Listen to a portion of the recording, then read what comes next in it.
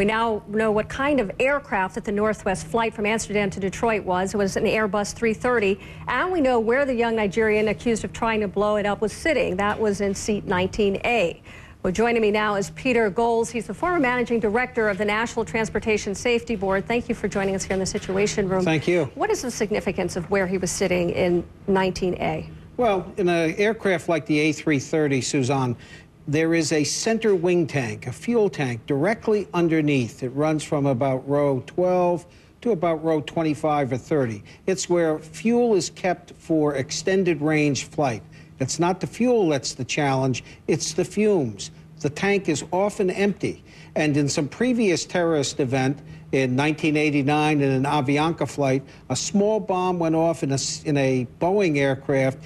It was not large enough to destroy the aircraft, but it ignited the fumes in the tank, and the plane crashed.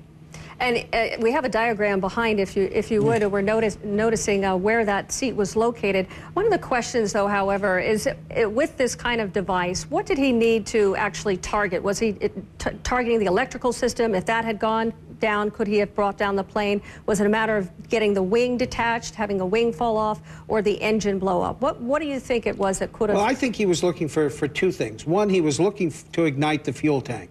The second thing was he was looking to breach the fuselage. He was sitting next to the window. He wanted to tear that fuselage open.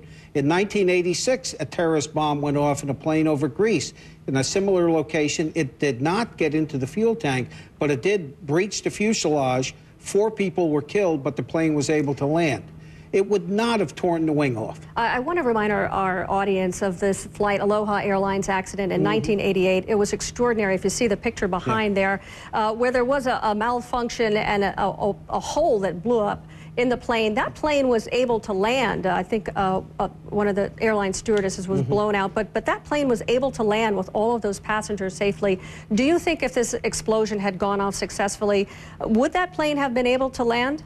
I think if it depends on the size of the explosive device, how much power was packed in that device. If it had just breached the fuselage, there is a good chance it could have landed. If it got into the center wing tank and it ignited the center wing tank, then it probably would have been a fatal accident. But this, in any case, this was a very serious threat. Okay, thank you so much, Peter Golz, for your perspective. Thank you. Thank you.